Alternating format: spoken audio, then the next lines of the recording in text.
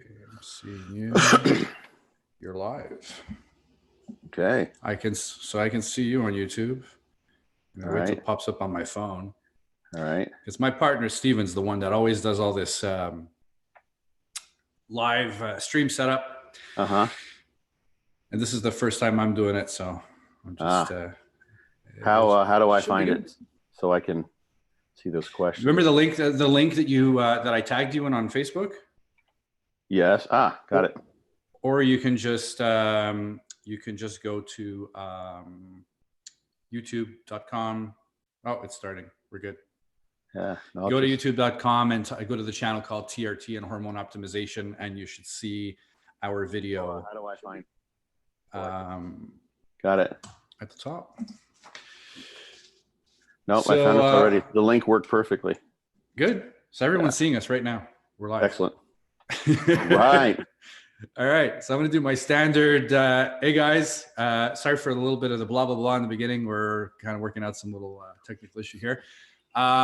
Today, have the pleasure of speaking with a highly regarded and well-respected figure in the bodybuilding community.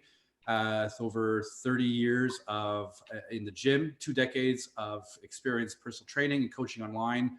He's part of our good friend John Meadows' Mountain Dog Diet team and co-authored John's book entitled The Brutality of Mountain Dog Training. He's also got his own ebook entitled Be Your Own Bodybuilding Coach, and is the founder of Fortitude Training. Please welcome to the channel, Dr. Scott Stevenson. How are you, Scott? I like founder of Fortitude Training. I had never used that verbiage to describe it. Yeah, inventor, composer, but the founder. Now it's a foundation. The CEO and president? Or, yeah, whatever I want. Whatever I want it to be. Whatever you want it to be. So how you doing? I'm good. It's another beautiful day in Florida, man. Yeah. We talked about this often. I know we did. It looks beautiful back there. It looks white and bright. It looks like a sunroom that you might see in Florida. You got the fan. Yeah. But I take it you're just like trying to hypnotize yourself into thinking it's warmer than it is. It's white sand. It's white sand. As long as you don't go outside when it's minus 15 Celsius. I don't know what that is in Fahrenheit. I think it's called really cold. Yeah. We just call it white sand, as long as we don't go outside. that's don't put your tongue on the flagpole temperature. Yeah. I was talking offline with Scott guys yesterday before, and he's like, yeah, the weather here is crap. And I'm like, no, this is crap. Man. You know what's funny is that I've got so many friends, they move away from the cold weather and then they get reacclimatized psychologically and they can't go back. And they're just like, it's like it's the worst torture ever for them. And it hasn't happened to me for some reason. I don't get cold really. Doesn't bother me. But so many people, like, it's a one-way trip. You go south, you're not going back. You're not going back. Yeah, at all. Yeah. I know. What are you going to do? So topic today, in case you guys watching haven't figured it out yet, Scott is a master in training. He's highly respected by John Meadows. John Meadows had great things to say. Highly respected by our really good friend, Dr. Eric Serrano. By the way, Eric Serrano texted me at 7 a.m. this morning to tell you, Scott, for me to relay a message. Yeah. The message is, your dogs are wimps in comparison to his dogs. Oh, is that right? Yeah. And then he says, hi. my dogs are lovers, but actually, they have not ever really. Well, I've actually one of my littlest, my medium-sized dog. She can hold her own. She's a badass. I don't know. What kind of dogs does he have? What are the breeds? Or I forget. He's got a bunch, but he's training for a while. But he just said, make sure that Scott knows that his dogs are wimpy compared to mine. Okay. All right. Well, maybe when I'm up in Ohio, I'll get to see his pups. I love to go out to his place. Here, it's beautiful out there. Yeah. Yeah. So yeah, highly regarded in the bodybuilding community for training. John Meadows really speaks very, very highly of him. So Scott, huge topic that goes around, and we see tons and tons of videos on YouTube about training. You have the camp that says, don't train too often, but make your workout super, super intense. And you get the other ones that say, it's volume, just work out as many times as you can. It's the volume that counts. And there's all this kind of back and forth. And I know you wanted to maybe touch on that type of subject. And later on, guys, if we have time, we're going to try to make the time. we're going to do a little Q&A. So if you've got questions for Scott Stevenson, if you're familiar with his work, his credentials, you'll definitely have questions for him. Put them in the YouTube chat, and I'll kind of review them, and we can ask Scott at the same time. So yeah, Scott, it's a fascinating topic. The first thing I always tell anyone is, well, one of the most basic things. Have you ever heard the Zen koan? If you meet a Buddha in the road, shoot him. If you meet a Buddha in the road, shoot him. Okay, no, I have not heard that. So that's sort of one. That can be interpreted various ways. But if you meet someone who tells you, "I am your guru and I have found the way," that's not the one you want to listen to. Yeah, yeah. Be your own guru, be your own Buddha, be your own bodybuilding coach. It's kind of waking up with the book, and that fits totally here because everyone's a little bit different, and this has actually more recently been described in the research literature. It was a study that was done with a beautiful design. I talked about this, I think, maybe on the podcast I did a week ago with John. They all kind of blur together. They're just conversations for me. And they had the trainees do training 5 times a week on one leg, just 3 sets in knee extension. So it's a research design. It's not intended to be like a full-blown bodybuilding program. And on the other leg, they trained 2 or 3 times a week. No, sorry, 1 or 2 times a week. And what they found was variability in growth. The people who tend to grow the most grew the most with whether it was the 5 times a week or the about 2 times a week program. Okay. Some people grew better with the 5 times a week, and other people grew better with the 2 times a week. So there were responders and there were relative quote unquote non-responders, and some people did better with the higher frequency, which in this case was actually higher volume, that they didn't adjust the weekly volume given the frequency. So it was both a higher volume and higher frequency. 5 times 3 sets is 15 sets compared to maybe 6 sets. So you could consider that it doesn't give you the strength of application to say it's all the frequency was specifically the variable they tested, because volume was also different. But the main thing there is that some people can do just about anything they do well. Those are the people who maybe just tune out.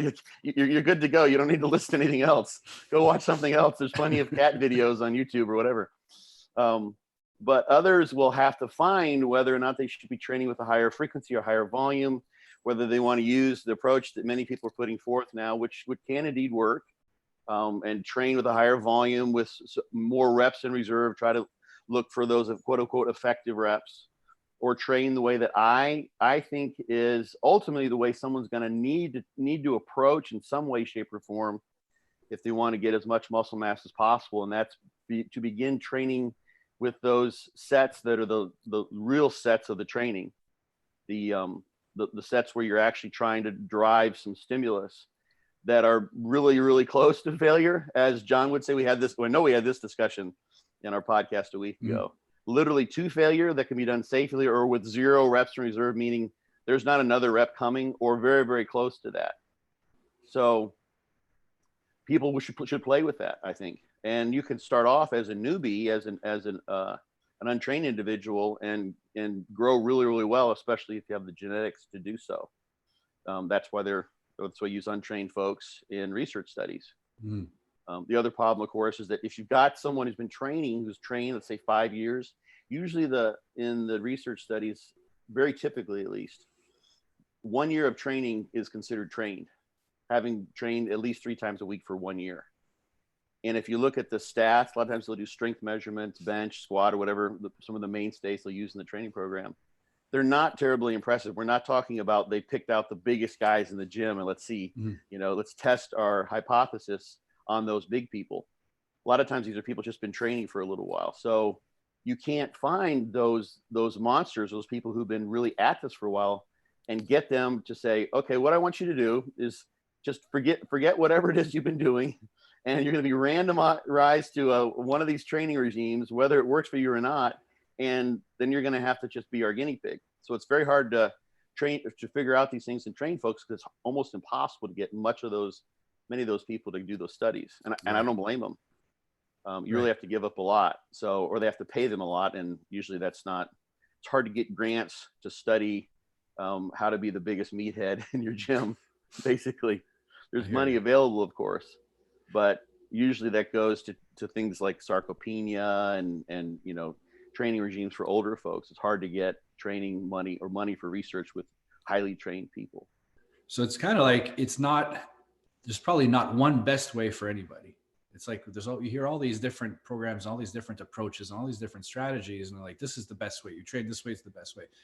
And I know from my own experience, some of the best ways I've tried sucked, and then some of the other ones that said were no good, I do it, and I'm like, well, I just put on like 10 pounds of muscle the past year doing this, or whatever it is.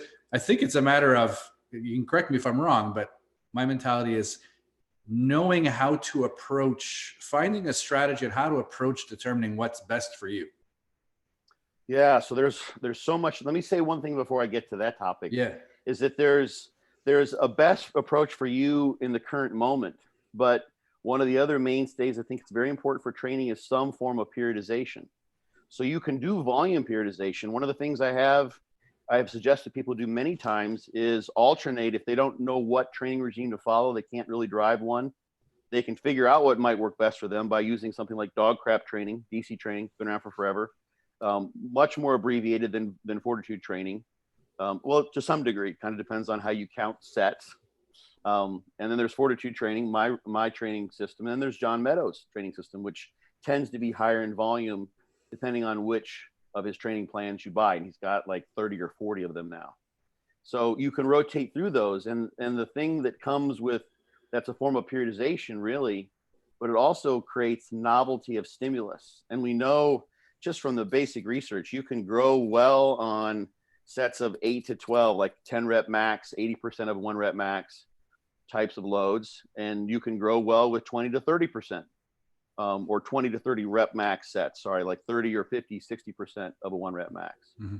So those are both stimuli for muscle growth.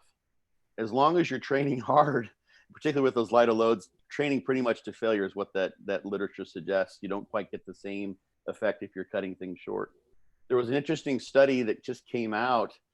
Gosh, I've just added it to my database, but I've got it saved someplace. And the interesting finding was that when they look at some of the psychological perceptive factors, how did people really enjoy or dislike the training? The high rep training was not their favorite, to say the least. I think they had 3 psychometric measures, and in all cases, during the high rep training, it was just, I think, a single session, and they asked them, "How did you like this?" It wasn't well accepted because it's brutal. Mm-hmm. Doing a 20 rep, basically sort of a quote unquote Widowmaker style set, is just raunchy, and a lot of people don't want to train that way. So I think periodizing your training and changing things up is good because you change the stimulus. And also you have to find what it is that you're psychologically equipped and sort of what your psychological proclivities are as far as training a certain way. Some people like to go in there and train until they're bleeding from the eyes. Like they dig that. That's an altered state of consciousness that they relish. And I'm one of those people. So that's the type of training I prefer to do. And in that case, you have to temper your volume. You can't get away doing 20 sets to all out failure, without maybe sending yourself to the hospital. Gotcha. So that's just as important as anything. You could have the most ideal, let's take some futuristic scenario where we're able to really isolate single nucleotide polymorphisms, the genes that would equip someone to really benefit in terms of muscle growth from a particular training regime. We literally, with the training science and the genomics have advanced to that degree where we can just take a blood draw or get a swab from your mouth, get your DNA. Say, okay, you need to train with mountain dog hypervolume training. That's when you get your best growth. We know that for sure. But they'd have to also have done some of the measurements, psychometric measurements. Maybe some of this would come out in the genes too, because our psychology is a function of both nature and nurture, the genes and the environment you grew up in. But what if the mountain dog hypervolume program is just the last thing you want to do? You're dreading it. It's not sustainable for you. It's never going to happen. So the practical matter of it is finding the program that you like to do. And then I think the thing that you brought up is how to know if it's working. And that's the part where a lot of people miss. They have in their mind's eye this notion of just making incredible gains and gaining muscle at this rapid rate, and maybe like getting to some like hyper super jacked state, but there's nothing concrete in terms of that goal. And I've worked with clients and actually used, like the one guy I've talked about several times is really kind of nice. His goal was to look like Frank Zane, which is total. I mean, Frank Zane was not a gigantic guy, but he had a phenomenal physique. And this guy actually had the genetics to do that. And he literally did that. And there's a picture of Frank Zane he's got a pair of jeans on. He's kind of leaning sideways against a wall. Pretty famous. You can probably Google image search that pretty easily. And that was the end point of the time we were together, was for him to do a photo shoot looking like that. So in order to do that, I'm like, okay, well, Frank's, that's within 2 or 3 weeks, either side of a show, weren't probably one of the Mr. Olympias. So he's got to be at least 6 or 7% body fat. And we know about what Frank's weight was. And I think we went back and you figure 7 to 8 pounds of muscle per inch of height. This guy was much taller than Frank Zane. So we figured out really where he needed to be. And I kept track of this as much as anything. But you can figure out then from just this sort of mind's eye vision of where you want to be, what that means in terms of concrete markers of body composition. And then you can start getting real and say, all right, I want to end up being someone who looks like they could step on stage and contend at the national level at an NPC pro qualifier in the heavyweights. And the person's 5'8", 5'9". So that means you need to be about 220 and 4% body fat. Okay, that's a big dude. Like that person stands out of the crowd. And then it's like, okay, let's see where you are now. And you go and do a DEXA, and the person's 210 and they're 10% body fat. Ooh. So they're a long ways off. You figure out what the fat-free mass is of that person with the NPC competitor in the heavyweight, who's a pro qualifier level guy, and the client. And it's like, okay, you've got about 35 pounds of muscle you need to put on. So that goal is not one we're going to get to in the next 6 months. That's not going to happen. But you can see the idea here is that you spell it out black and white. You don't want to take the magic and the fun of it. If you're just like holding yourself, some people love the numbers. They love to kind of, write everything down and track all their food. And they have a certain, let's say, numerical affinity, maybe a little bit OCD. But once you nail that down, then you can figure out, is this even an achievable goal? Am I just sort of peeing in the wind here? I've been training for 8 years and my genetics don't seem to be where I'm going to be able to just blow up like that no matter what I do. But you can set those things in place and say, okay, take the other example. Many guys just want to lose body fat and they want to look like Marky Mark, let's say, from one of the underwear commercials. And you can kind of guesstimate where he is. And a lot of that is just being lean. It's getting into single percentage body fat. And you say, okay, well, let's go do a DEXA. Great form of body composition. You're at 18% body fat. That means you have 30 pounds of fat. We need to get you down to like 10 pounds of fat to get you, or 12 pounds of fat to get you into that single percentage body fat. So you've got 18 pounds of body fat to lose. And so we're going to assume we can do like 3/4 to a pound a week. And we want to try to hold your muscle mass, and you'll be where you want to be, assuming you don't lose too much muscle mass.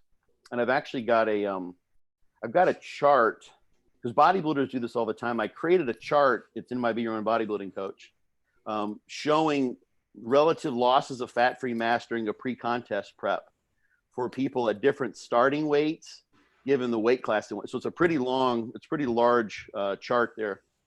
And I just used Excel, some simple Excel equations to generate this thing. And it shows you where you need to be. So if you want to be that 220 pound, 4% body fat guy, and you start off at like 250 in the off season, but you're 22% body fat, you do the math. It's like you're not going to go there. Unless you gain muscle during your prep, it's not going to happen. Mm-hmm. But a lot of guys will think, well, I'm 250. Surely I'm not going to, need to lose more than 30 pounds of body fat. And that typically happens. Guys will lose 50 pounds to get the look that they really want on stage. and that still applies to, I mean, getting to single percent body fat is an enormous accomplishment, really, for most anyone, to be honest. It's not easy. Some people are just genetically gifted and they stay there. So those are the markers. Muscle mass, strength in the gym is a great surrogate for muscle mass. If you start off a diet period and you're benching, incline pressing 2.25 for 10 reps, and you end the 4 months and you're doing the same weight for 8 reps, you probably kept most of your muscle. But if you decide, I'm going to just kind of do some pump stuff and I don't feel that good today, and you start going lighter, and then next thing you know, you can barely get 185 for 10 reps, you probably lost some muscle mass if that's an exercise you've been doing. So body composition and strength in the gym are really good ways to know if what you're doing is working or you're going towards the direction, but you have to have an endpoint. Right. That's at least to some degree quantitative, I think, if you really want to be solid with it. Now, some people, if they have like an annual cycle of gaining and losing and gaining and losing, they can just sort of feel it out intuitively. And then you probably got your clients that are like, they've set a goal, but that goal will change over a period of a week or days, or, you know, I want to get lean. I want to get lean. They start dieting down. Like, you know what? I think I should put on some muscle first. And they start eating more and they're training more and they're trying to put on muscle. Like, yeah, I'm putting on too much fat. I think I got to lean out. And there's just, the goal just keeps moving around all the time. Yeah. And a lot of times those people don't really have a goal in mind that they could quantify and set out a step-by-step process to get to. That happens all the time. I talk about a guy who was one of the trainers at my gym years ago, and he was in that camp, and he wanted to gain a bunch, and then he wanted to get shredded, and he wanted to gain, and he never really had it set in his mind which way he was going to go, so he never stuck to anything. And ultimately, if someone says, let's take an example. Someone starts off, which is kind of make the numbers fairly simple. They're 10% body fat, and they want to gain 20, let's say 10 pounds of muscle mass. Now, who knows? It's highly variable as to what the ratio will be. Sometimes they call it a P ratio or what have you of muscle to fat that someone will gain. But on average, at least there's one particular study with twins that was done in Canada, actually. You can gain about 1 pound of fat-free mass, a lot of which would be muscle mass, for every 2 pounds of fat you gain, with no exercise at all. That was some of Claude Bouchard's work. So if you just kind of take that and say, okay, let's optimize that. Best case scenario, I get 2 pounds of muscle with 1 pound of body fat, or just 1 to 1. Let's just make it 1 to 1. So in order to get 10 pounds of muscle, you're going to have to get 10 pounds of body fat. That really doesn't change your body fat percentage all that much, to be honest. You start off at 10% and the gain is 50-50, because it's only 20 pounds of someone who weighs much more than that. It's not, relatively speaking, a big gain. But that's going to mean you're not going to be wearing the same jeans anymore. You're going to have some, if you're a guy especially, you're going to probably have to go up at least a couple sizes on your jeans. You're not going to see your abs the way you did. Things are literally going to be different. You're not going to have the look that you're looking for down the road eventually, en route to that. And that's just the facts of the matter. Not everyone's going to just have these totally clean gains. So if you set that in stone, and especially if someone's done this before, they know, this is a temporary thing. I'm going to feel fat. I'm not going to feel good. I may have some trouble tying my shoes, be a little winded, and sort of not feel the best because you're feeling heavy. You don't feel athletic. But you can keep to that. Then you'll probably have good success. But everyone has their limit. And that's the thing that I've noticed so many times. And I started figuring this out, actually, it's quite a while ago, but I've seen it consistently, where when someone kind of gets to that point where they're just not liking what they see physique-wise, and that will vary so much. Some people who they really like a leaner look, they'll start self-sabotaging, probably unconsciously. It's not like they're intentionally thinking, I'm not going to eat this meal and I'm not going to tell Scott about it because I just want to get any fatter. They just stop doing things. Now, every once in a while, you'll see someone who the term is used sometimes, a perma-bulker, like they just want to be as big as possible. There are guys that I know who wear like 4 sweatshirts. They probably have some pretty bad body dysmorphia just to look as big as possible. and they were not planning on taking their shirt off or wearing a tank top or what have you, just want to be as big. Those guys can just go. They can just eat. That's a great mentality to have if you're a power lifter who wants to be a really big, strong dude in one of the higher weight classes. That's great. But everyone's got their line. So I think it's really important just to, as soon as possible, kind of shoot straight and say, okay, you want to try to stay, let's say, single percentage body fat, just like that person who kind of wavers back and forth. But you want to try, you've been training for 4 years now. So you've gotten, if you've been doing consistent training, you've gotten a large percentage of your gains already by that time. And many people have, if they've really been applying themselves. But you want to stay in the single percentage, you're not going to gain a whole lot of new muscle doing that, because you're never going to let your body weight go up enough to do so. And you're going to get some fat with it. So eventually it's a matter of mathematics. It's a matter of physiology. You're never going to get, 10 pounds of muscle mass if you're only allowing yourself to go between like 7 and 10% body fat. So once people know that's like, okay, well, I'm cool with that. I'll just stay lean. I'll look really good. And most women, if they're doing it for, sort of a sex appeal, being attracted to the opposite sex or the same sex or what have you, leaner seems to be better in most cases. Women tend to like a leaner, smaller, Brad Pitt Fight Club type physique, right? So that's probably would serve their purpose. Although guys, the male ego wants to be the, sort of the alpha. But you have to recognize if you're going to do that, you're going to have to push. And you don't know what that ratio will be down the road. It might be you put on 30 pounds and you only get, 10 pounds of muscle mass. It's a 2 to 1. Yeah. Because you're just not well equipped for that. And you'll have to explore it, when you're young. But I think once people know that and they have it in their head that it's an uncomfortable proposition to push your body weight up enough to really gain considerable amounts of muscle mass, and a lot of body fat will typically come with that. Then at least they have the real deal. Someone shot straight with them and give them some tough love, and then they can figure out whether they want to do that or not. So that's important. That's one of the most important things, I think. There's probably a lot of people that don't even have a concrete image of what their goal is. And I was totally guilty of it. I remember my wife asking me, like, we built a home gym. I'm training quite a bit lately. And she's like, where are you headed? Like, what's the goal? Right. And I'm like, oh, I want to be, I want to be muscular. I want to be lean, and I want to be this. Yeah, but how muscular and how lean, and I'm like, well, let's say somewhere around here. Well, how, can you find me a picture? And then I had to sit back and I'm like, yeah, how big and how lean, right. Ripped or just lean? And I realized that even my goal was something that I thought I had, but now that I had to actually quantify it for somebody, I was like, okay, yeah, I actually got to think about this. I had to start going through pictures and this, I like this, no, it's too big. Okay. I don't want it that big. And that's way too lean. That's, and go through and like this guy. Yeah. And then the day after that guy changed to something else until I figured out, okay, this is the goal. And she's like, okay, so what are you going to do to get there? And I'm like, okay, that's the hard part. That's the exact process. That is. So did you then try to extrapolate? Who was that guy? Is he someone that we know? Is this someone from social media or a movie star or something? I'd have to go look. I had the picture. Okay. That I had taken a screenshot, but I don't even think I checked out who the guy was. But this is a general. If I could look like that, I can kill myself and die a happy man. So did you then figure out what that means in terms of muscle gain? Like if you had to just roughly guesstimate that guy's, No. And now based on this conversation, I'm like, okay, I'm gonna have to quantify this even further. What was his height? What was his weight?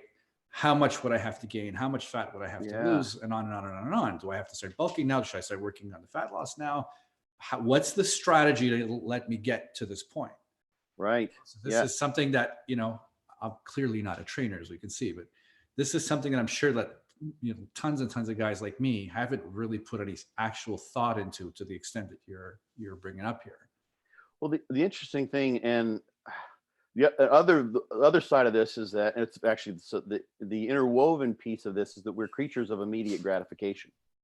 So if you look pretty good and you like to train, then just going to the gym is immediately gratifying.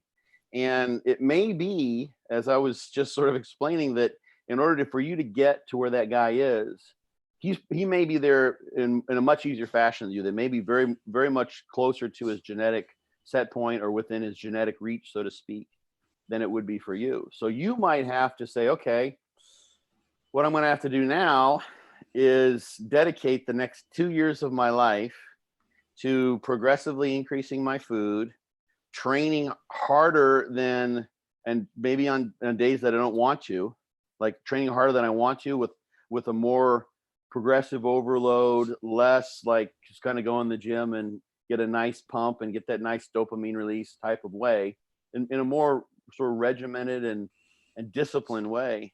And then let your body fat climb up as you get the muscle mass, so that once you have that muscle mass, you can then keep it as best as possible and diet it off.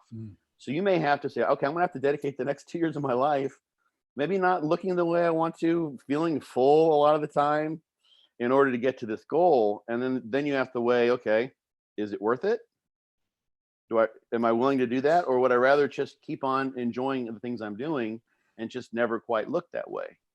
And that's it's funny that I also talk about this a good bit. There was a guy who his name's Rod Dishman. He was at one point in time sort of the foremost expert in exercise adherence. He was at the University of Georgia when I was there doing my PhD.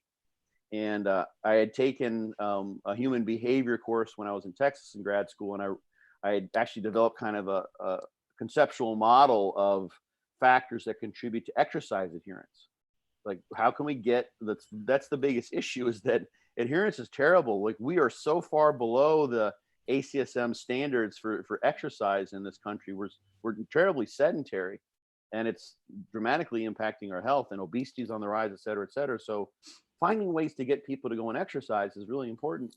So Dishman was the man, and I went and took his exercise psychology class, and he's got a big section on adherence. And his backstory was that he had spent at least a decade at that time and written, which was what was then the foremost book, sort of compiling all of the things that you can do, social support, and looking at, various theoretical models of behavior, a stages of change model, those sorts of things. And his he left that area of research after kind of banging his head away at it, because he sort of recognized that in a large part, we are creatures of immediate gratification. Like, that's kind of what drives us. And to say, you know what, you should start exercising now because it's going to keep your blood pressure low, and 30 years from now, you'll be less likely to have a heart attack. People are like, I think I'll just have my cheeseburger. Like, what are you talking about? I'm not going to do that. That's a huge thing for people to do. So the trick, I think, quote unquote trick, is to figure out a goal that you do indeed want, and that you recognize there are going to be some payoffs, maybe, there's going to be some trade-offs in getting to that goal, but to make it as enjoyable and fill it with as much immediate gratification as you possibly can. Like, literally, there's all sorts of ways that I've kind of come up with to do this, but you got to figure out a way to make things fun. And one of the things that it's built into my fortitude training system, which we haven't really talked about, but one of the things that I'd love to hear from people is that they really like the training. And the main way I've done that, and this is a sound way to train, is included a good bit of variety. So there's progressive overload. You go in, you pick up the heavy weights, and you get under those bone crushing weights where your blood pressure is a little high, and you're like, oh shit, here we go. Like, hopefully I don't kill myself here in the next 30 seconds. And then there's also some pump sets, which are completely auto-regulated. You're trying to get a good pump. They're high rep sets. How you do them is up to you. You sort of check in with yourself on your state of recovery, the muscle soreness that you have. Think about the exercise you've done previously, and you don't repeat those. So you sort of can tailor the stimulus to different motor units of the muscle, or different areas of the muscle. If it's like a chest, pennated muscle, there's a lower, middle, and upper area. And so it gives people some room to play in the gym. So they get to go in and be a badass, and which some people like, but it's not like every day I got to go in there and like, time to make the donuts, holy shit, I have to be stronger every single time I go in the gym. There is that built in. There's the loading sets and the muscle rounds, which I have a lot of on Instagram, people have seen. And those should be somewhat improved, but it's a sort of middle ground in terms of the the progression. And then the pump sets are just fun. You can log them if you want, just to know what weight you used. Just, you know, just like, shit, I can't remember where to start with this exercise. You can just look in your logbook, but just fun. And people enjoy that.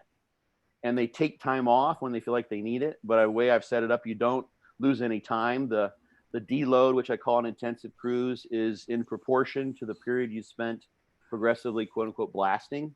So if you went for 3 weeks, you take a week off. If you went for 6 weeks, you take 2 weeks off.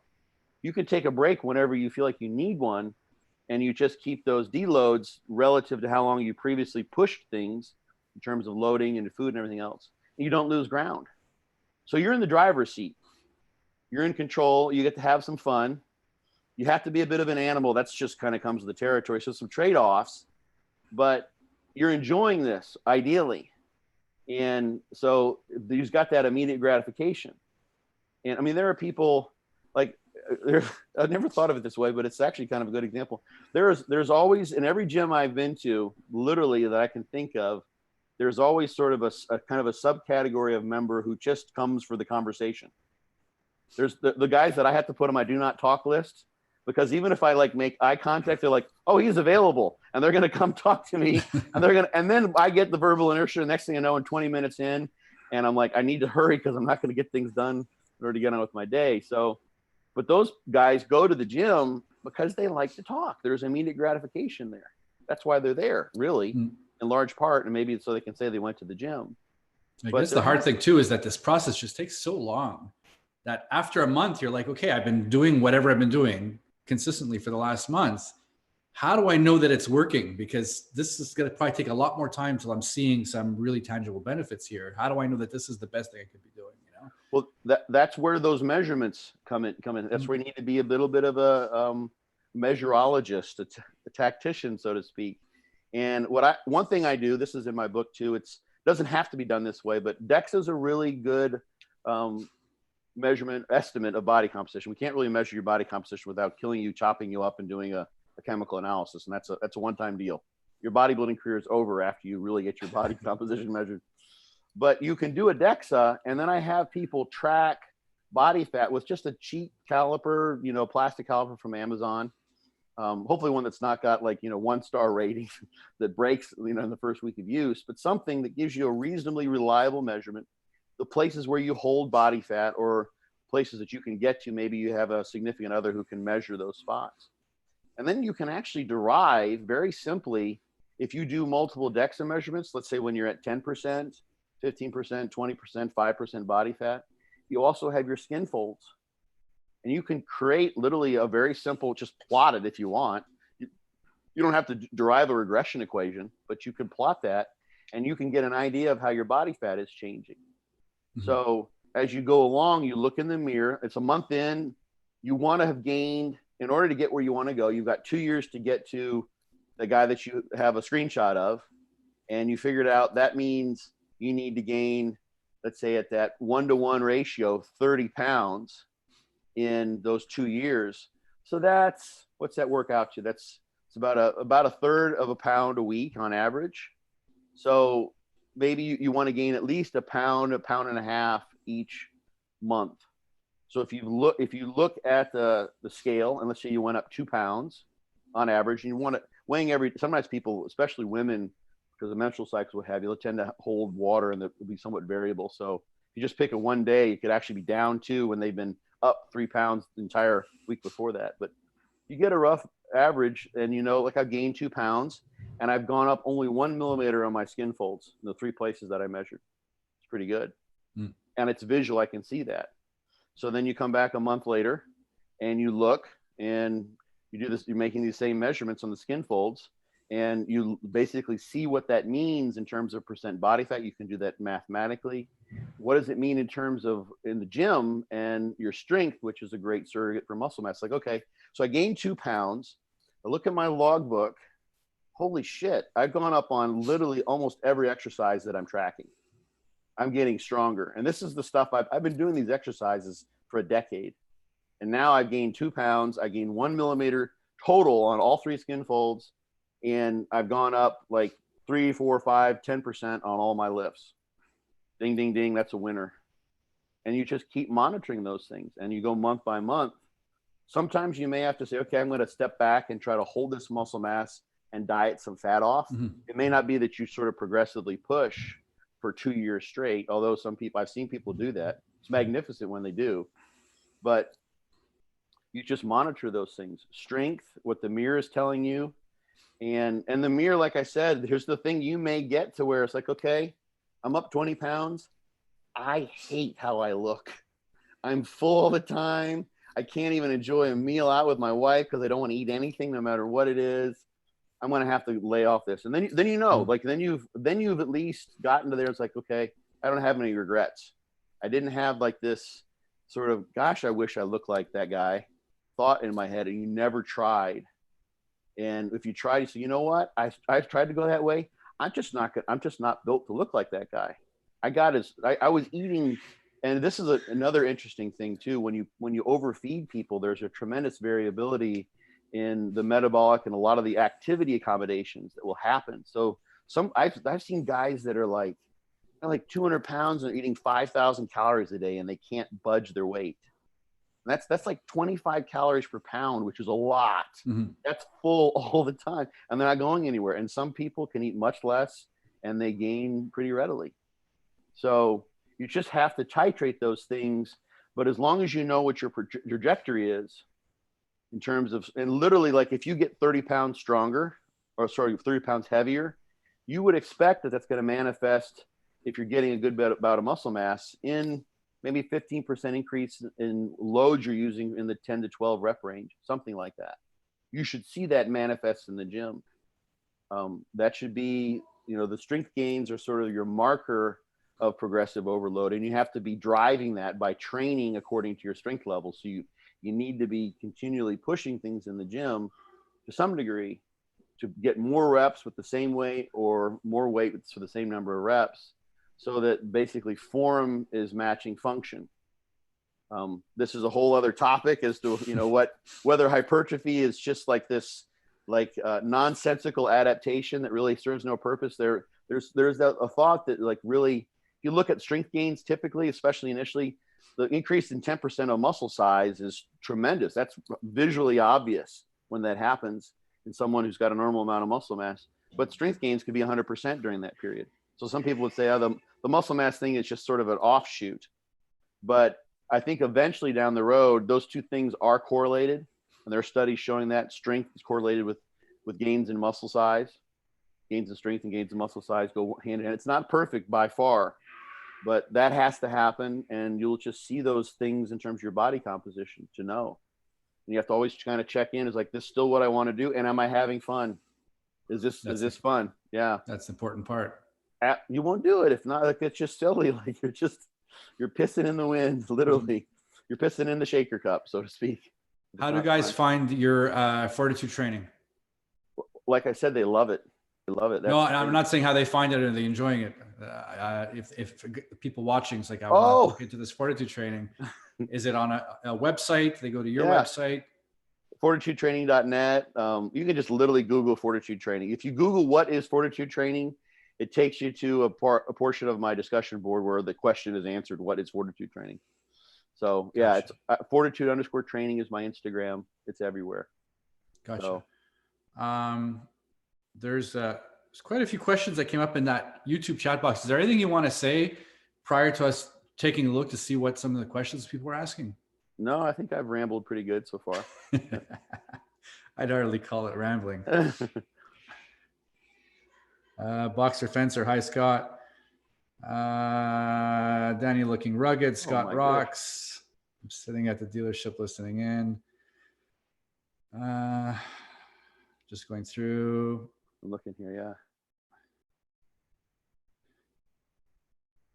I'm trying to read quick through them. There's a lot. Hey Scott, on 200, 2 times a week for 15 weeks, kept about 97% of the strength by keeping everything training wise the same, diet similar. However, I'd build up to 1/2 very intense sets per exercise. Okay, that's not really a question, I guess. Yeah, I didn't see a question there. Please. Okay, so there is one question here because we weren't entirely sure how to entitle this video, and I think we just entitled it like training principles on TRT. Yeah. So one guy's asking, please define your definition of training on TRT. Medically prescribed therapeutic doses below 200 milligram or bodybuilder version of TRT, which is not really TRT. So Aldo Cipriotti, I take it you're a fellow Italian like me. Well said. As we can see, this wasn't really a discussion on specifically geared to guys on TRT or geared to guys on gear or natural guys. I think it kind of applies to everybody.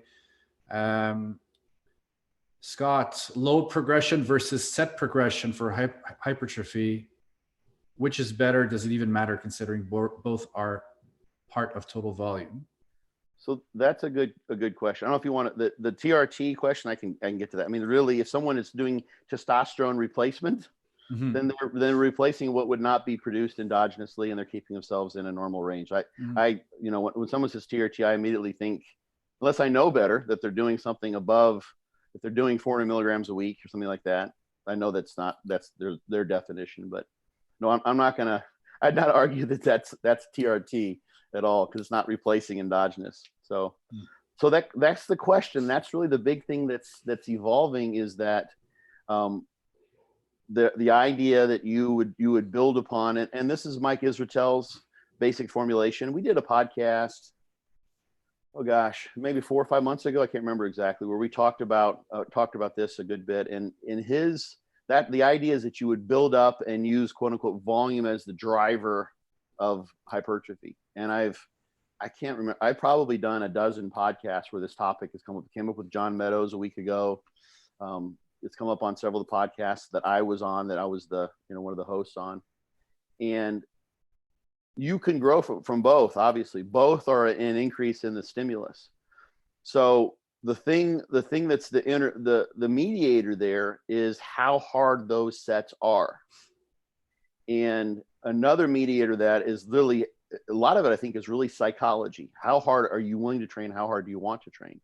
So if you're someone who doesn't want and doesn't like to train to failure, that's just not built into your psychological mindset when you go in the gym, then you can to some degree, obviously you can do more sets with 3 reps in reserve or what have you, as you self evaluate that, and create a progressive overload by doing more volume.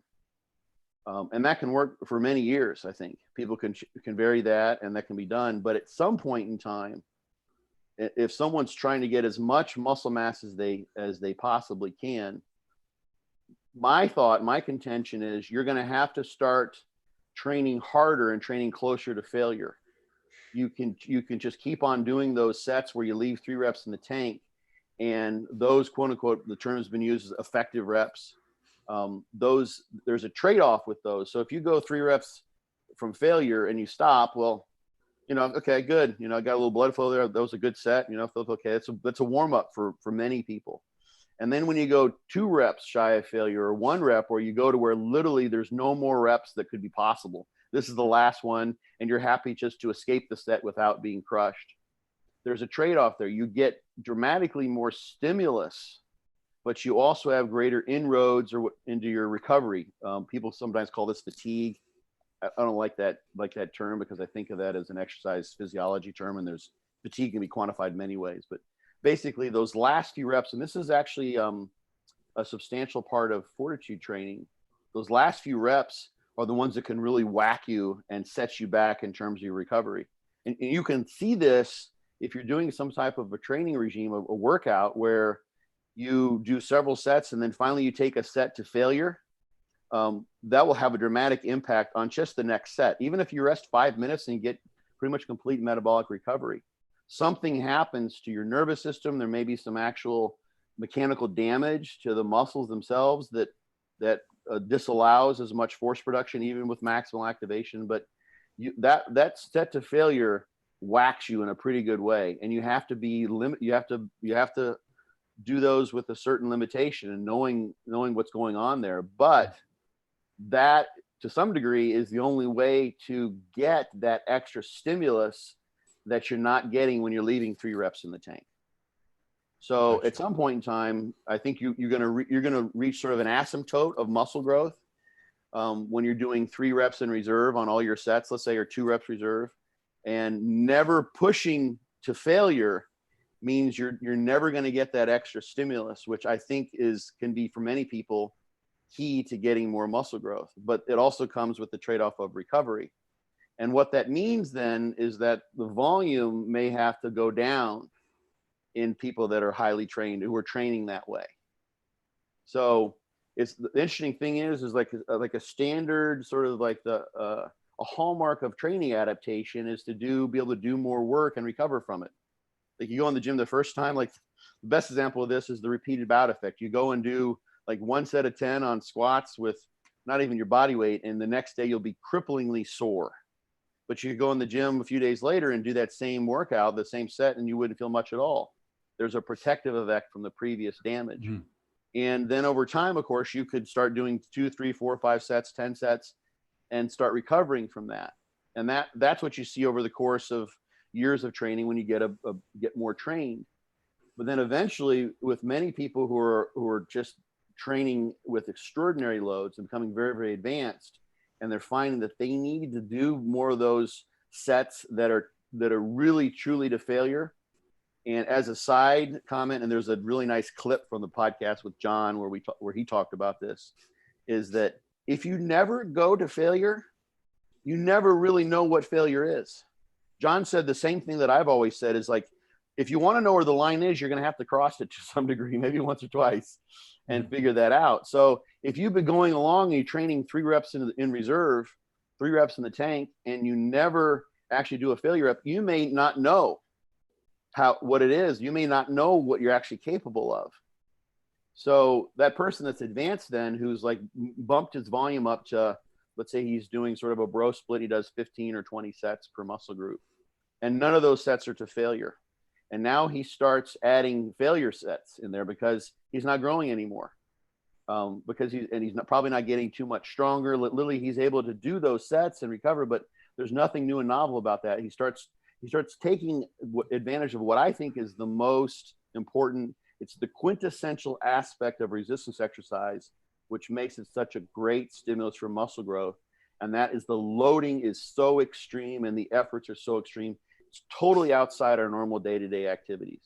Mm-hmm. What you do in the gym where you're, taking a set like to failure with a heavy leg set or a back set is no one, unless like you're moving furniture and you have to do that like a few times a day when you're trying to like lift a piano, like through a door or something, you're never straining like that. And certainly only hopefully for a few seconds, but never for 30 seconds or a minute. Right. So you take advantage of the extreme nature of the exertion and the loading when you take those sets very, very close to failure. So that person who's doing 15 or 20 sets, 3 reps in reserve on all of them, and starts, let's say they start adding in 2 or 3 sets, like if they take their last set to failure on each of the 3 exercises or 4 exercises they do, they're probably going to have to drop their total volume down. In fact, I would say almost certainly they will. Because at least for the time being, because the inroads into recoveries are going to be so substantial. But now they've really done a better job, I think, of harnessing that. So this is not to say that people can't increase with volume progression, because that will work as many things will for an untrained person. But eventually, if you want to like top out your potential for gains, you're going to have to be training harder, which means load progression, which means taking sets to failure, or close to failure, at least closer to failure sets. For any of you guys that are never really gone to failure, tried going to failure and stuff, and you still kind of do, and you do that, and you're like, yeah, I can't do another one. There's no way I'm going to get up. No way to get it up. You might think you're kind of physically exhausted, or you physically don't have the capacity to do it. But sometimes just tricking yourself mentally, you might actually pop out an extra rep or 2. For me, sometimes I put myself in really, really strange places, like, I'm doing a curl or something like that. And I was like, yeah, that's it. Okay, but what if your kids were about to be kidnapped right now? And if you did one more, they wouldn't. Well, yeah. And oh, wow, I had 1 more, or I had 2 more, or I had 3 more. I could think of really nasty stuff sometimes in my head just to get me through an extra rep or 2. And it's amazing how much just that mental state can have effect on your physiology when your physiology originally just like, okay, I'm done. you know, so Yeah. it's There's definitely use that. That's great. there's a famous video. It's, I don't know, it's probably 8 years old now or so, from Kai Green, where he's just sitting. It's maybe after workout, and he talks about, actually he's talking about Ronnie Coleman and his thought. And I don't know if that much this applies to Ronnie, because Ronnie's a unique animal, so to speak, extraordinary. But Kai's talking about rage.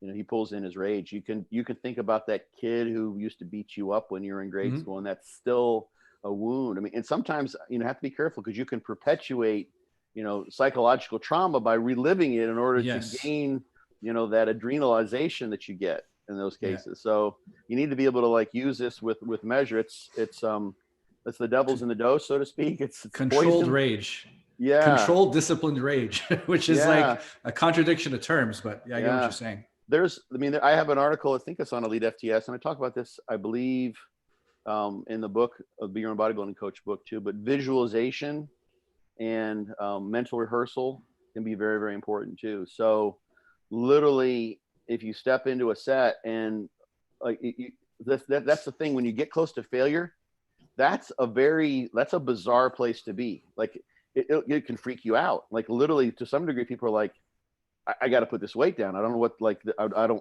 this is scaring me.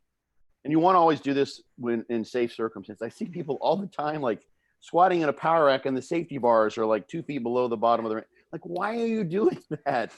Always be safe. You never know when you might pull a muscle and literally have to fall with the load, you know, and keep from breaking your neck, at least if you've just torn your quad. But always be safe and have that in place. And I do know people who said they would go without a spotter just to get from the arousal that comes from the danger. I would not suggest doing that. Don't do that.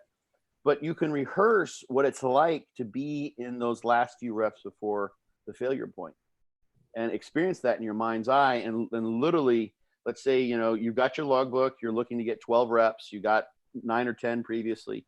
You can close your eyes and visualize. And the research suggests that the more aspects, sensorially, that you can replicate in your visualization procedure, the better it is for improving performance. So like, how does it feel in your legs? Like, how does the belt feel when it's tight on your midsection? How's the bar feel? Is it digging into your back? Are you getting burning in your lungs from the breathing? You know, does your neck hurt? What thought runs through your head when you get like 2 reps shy? Do you think, oh God, I can't wait till this is over? Or motherfucker, you're going down, gravity is my bitch. Like literally. So you see those things, you experience those in as many ways you could possibly replicate your mind's eye. And literally, like during some of those studies, they've actually done PET on the brain. They've done positron emission tomography on the brain to measure the motor cortex. You see activity in the areas that are active during the actual movement. So you can develop, they've done mental imagery studies where you just simply imagine the strength task that they give people, and you get stronger without ever having done it. You're just practicing doing it in your mind's eye. So back to those failure reps, you can see that and experience that. So you've already done it. Like the confidence is there, and then you just get in, and then it's you just do it again, or maybe for the 3rd time. So and having the right, I mean, I talked about this on the podcast I did just this last week. Getting the right training partner and being in the right type of environment is important too. So a training partner who is positive, maybe who's a little bit stronger than you, who pushes harder than you, it's absolutely invaluable. If you tend to like, let's just skip the squats and do knee extensions today.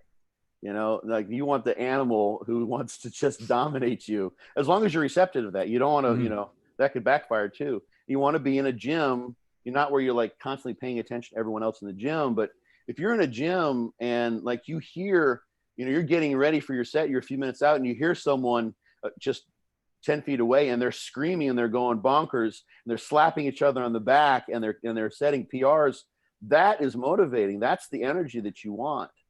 So a lot of people, if you go to like big box gyms, the 24-hour LA Fitness, you know, Planet Fitness, those sorts of things, you don't see very many people training to failure. And it's a bit of it's a socially, it's almost bordering on socially unacceptable in a way. Like we're social creatures, you know, and imagine like if you went into a restaurant, and I see people do this sometimes and I just wonder, but imagine you went in the restaurant and you just started, like you walked in and you just went right through the front desk where they would be seating you and said, I want some big food, bring it on over, I'm sitting right here. And you're like, what are you, like, no one's doing that. Like, that is not the etiquette of this gym, of this restaurant. Yeah. You go in the gym and everyone else is just kind of chatting, and they're not training very hard. No one's making noise, and all of a sudden you're the only animal.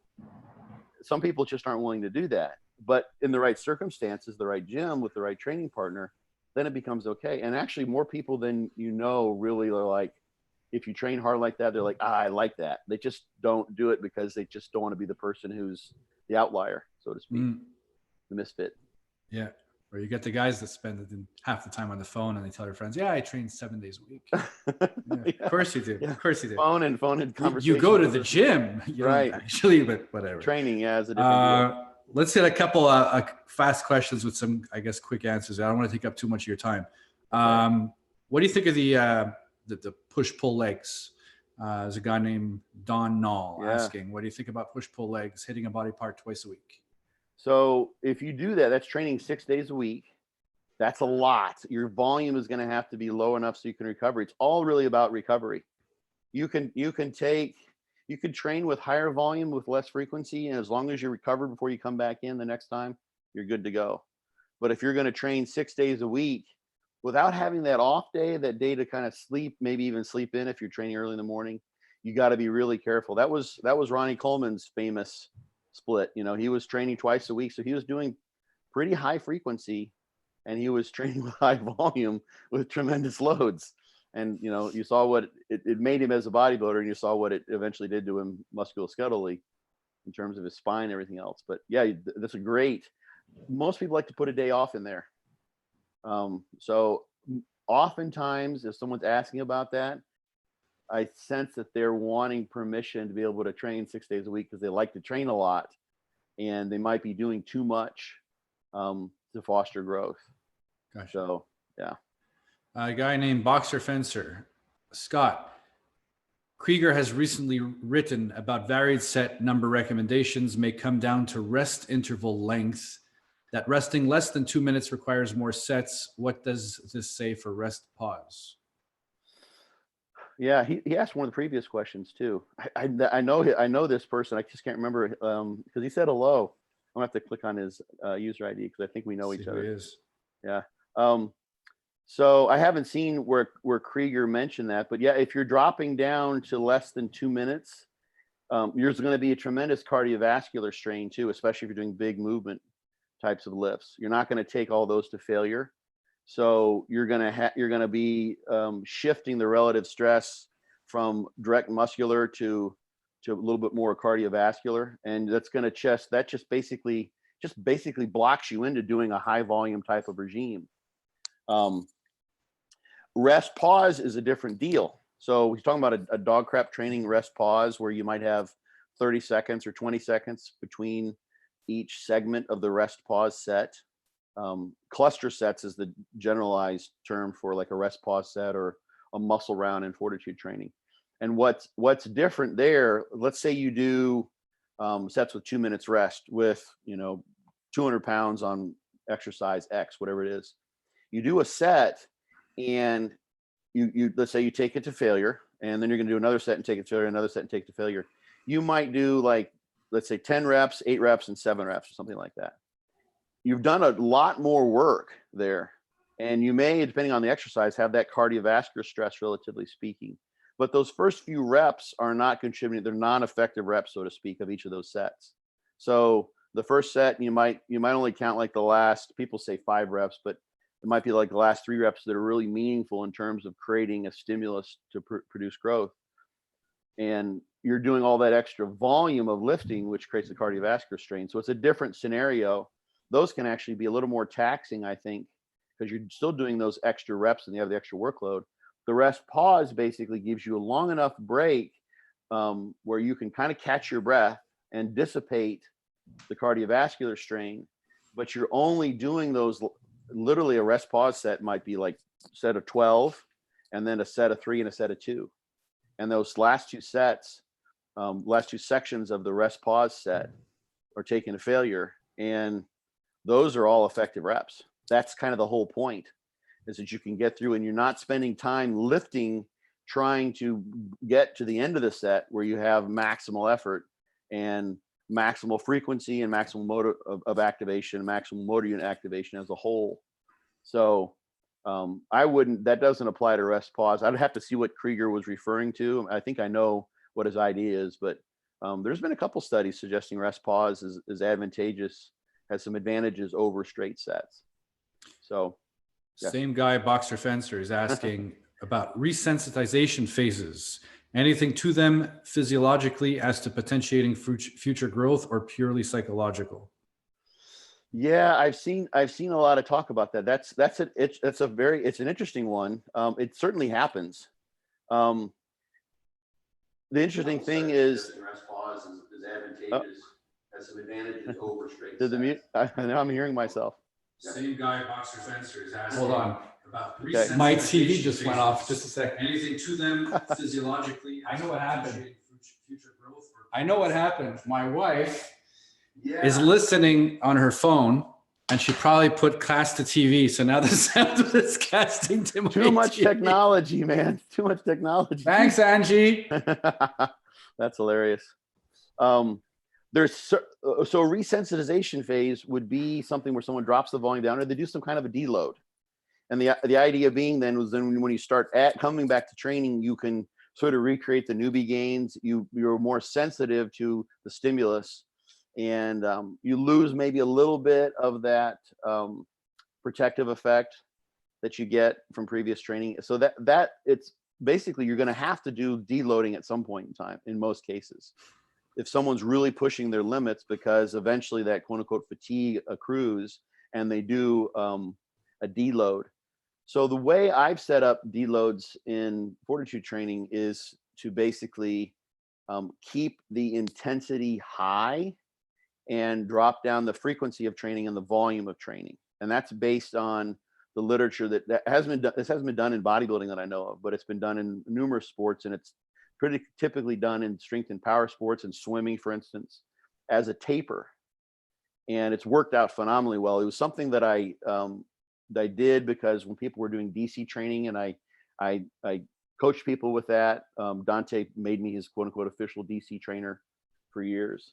And some people would come back after a deload or a DC training cruise and have lost ground, and they'd spend the next 4 or 5 weeks just regaining strength. And some people would come back stronger, which was an ideal situation. So I put in a taper where you'd maintain the intensity and drop the volume and the frequency down somewhat, and just do muscle rounds. So it makes it fun.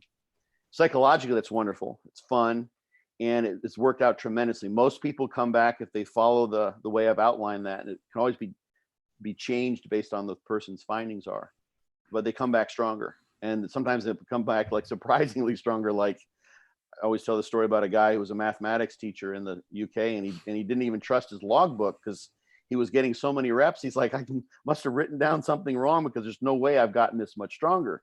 But that happened because he was fresh to fortitude training and he did everything correctly. So with the resensitization phase is the thing that I think people are doing, and I'm not an expert on this. But I've heard some people talk about this. Is they will intentionally train with a lower effort level, so they make the training a lot easier. So you're still kind of training, and then you kind of go. So your deload is literally reducing the loads, reducing the effort levels, and that's what a lot of people would do with DC training. And it worked for some, it works for others. It doesn't work for others. So that doesn't take advantage of the taper in the way that that I know works, at least in the context of fortitude training. That may work wonderfully for some people. That's the thing. High volume works for some people, and higher frequency, higher effort works for others. So that may be a phenomenal way for some people to quote unquote resensitize and then come back. But I haven't seen it studied formally, and there's so many things, to kind of figure out. And the thing that is so difficult, and that's why that particular study I mentioned with the 5-time versus 2 or 3 times a week training, one leg trained this way, another leg trained the other way.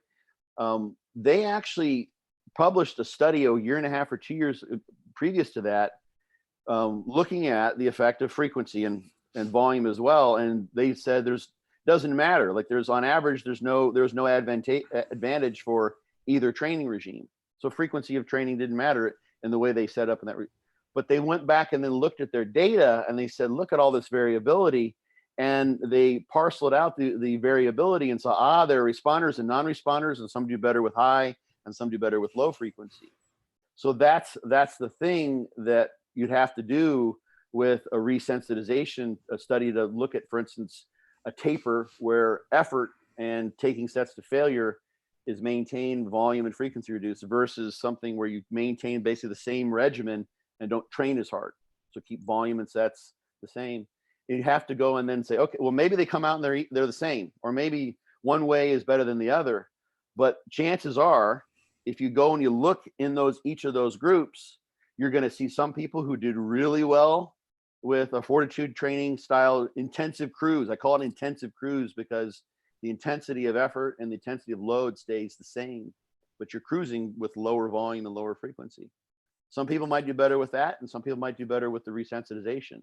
So this is why anything to them physiological is potentiating future growth. I think the idea is sound. It makes sense that you have to come back, come down and sort of deload in some way, shape, or form, some way. And that may be a way that works really, really well for some people. But I haven't seen it studied specifically, and others may have to do it a different way. So psychologically, if that feels good to someone, if they feel like, I just don't want to go in and train hard, but I still want to get in the gym, that works well. Other people, like either I go in the gym and I train hard, or I'm just pissing in the wind. I'm just faffing off here. That's it. So some people would want to do an intensive cruise style thing. So psychologically, it depends on the person. We're all different there. That's it. I got Dr. Jordan Grant, who I told you about. Yes. Because you said you want to come back and do a talk about HGH and the megalin receptor. And he's like, oh, so right. He's making fun of my wife right now for casting to the TV. Thanks, awesome. Jordan. I'll give you one last one, which is probably like, I'm thinking a 2-sentence or less answer. Does Viagra and let's say Cialis help with pumps leading to more reps to failure? This is asked by Javier Palafox. It certainly helps with the pumps. I haven't seen it studied as an ergogenic aid. I think if someone likes getting a pump, I mean, you can produce ergogenesis psychologically, without a doubt. I mean, I'll tell you this.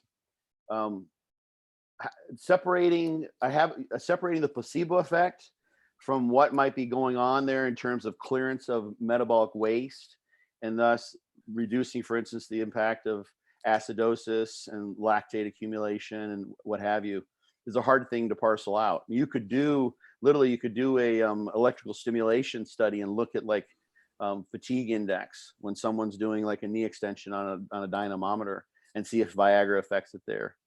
But the fact that you're on Viagra, maybe you feel it everywhere, like okay, I'm the man, baby, like I'm big all around here, like there's nothing stopping me, and you're getting a great pump, can have a tremendous effect. And my favorite placebo study was done years ago at the University of Massachusetts, where they took the strength and power athletes there who were competing, collegiate level athletes, and they said, okay, we're going to have a competition, see who can get the strongest like in the next 8 weeks, and those who are the best gainers in terms of strength will then get Dianabol, and we're going to do a study looking at the effects of Dianabol on strength gain. So they went and did that. Everyone competed. They took the winners. They took them to the health center. They said, these are the side effects. Watch out for Dianabol, et cetera, et cetera. And then they gave them sugar pills. They gave them nothing. And their strength gains, the rate of strength gains was like 2 to 3 times as great during the next 6 weeks, when you would expect the law of diminishing returns to apply and their strength gains to have been plateauing out. They actually went up.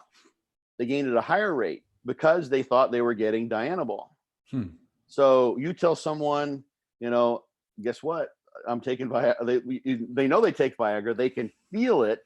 They go in the gym. They can see it, and they're having a good time because the pump is great. Then yeah, it's probably going to lead to more reps to failure, I would say, simply for that reason. So awesome. The thing I always wondered about, and this is just kind of a side thought, is if metabolic stress is it's been questioned now, but it's one of the things that seems to explain why you can get away with lower load training and still get muscle growth. It's because the metabolic stress is higher, and the blood flow restriction training sort of supports that idea that something's there. So, but if you take something that's a vasodilator like beetroot juice or Viagra or something like that, and you get more blood flow and you clear away metabolites and you diminish the metabolic stress, might you be also diminishing the stimulus for growth? Don't you want metabolic stress? So I don't know. That's the thing I'd be interested to see too. Like maybe you get more reps because you train harder, and that would precipitate more growth, or maybe you diminish the stress during the set because the blood flow is better. And I could go on. That's a whole line of thought. Maybe we can cover next time because I got some thoughts on that. But yeah, placebo effect, never underestimate it. Tremendous. Awesome. Well, we're having you back on for sure. That's already understood. Great. Guys, if you haven't subscribed yet to this channel, just do it. It's right there. Just press the damn button. Just press subscribe, press the notification bell. This way, when Scott's back on, you're going to know right away. You won't miss any of it. Okay. Just do us a favor. It's all we ask. You don't have to, no salesman's going to visit your home. You don't have to give us any money. Okay. Spam. Yeah, good. And I'm sure my wife is writing a message right now saying like, okay, we're starting fortitude training today, probably. After scrap the workout that I did. She said, very sorry, my fault. I was still casting to our living room TV. So we got two Samsungs. I got one in the bedroom and I got one here. She probably said cast to Samsung. Like, oh, fuck. Oh, mute. Hilarious. Oh, man. Okay, so Scott, I'm going to click on the end of the live stream here. It was great having you on. We're having you back for sure. No questions asked. Absolutely. Again, Eric says your dogs are wimpy, so I'm gonna let him know I told you that. And do you have a message for Eric? I'm actually having a webcast with Eric at 3 p.m. today. Oh, awesome. Well, tell him I will have my dogs with me when I'm in Columbus. We're all coming up on the truck camper. It's my my gym gypsy. It's now become an all-you-can-eat sushi and frozen yogurt tour with the dogs in my truck camper. When's this? I'm going to be actually I just posted on Instagram. I'm going to be in Nashville at Jeff Black's Iron House Gym. That's in Hermitage, just outside of Nashville. And then I'll be at the Arnold. There's going to be a thing actually. I think it's on the 5th. It's the Thursday of Arnold week at Bulldog Nutrition. There's like a big get together. They had one last year. It was awesome. Jay Cutler was there. I'm going to be there for that. John will be there. And Eric may be there as well. Maybe we can get him to show up.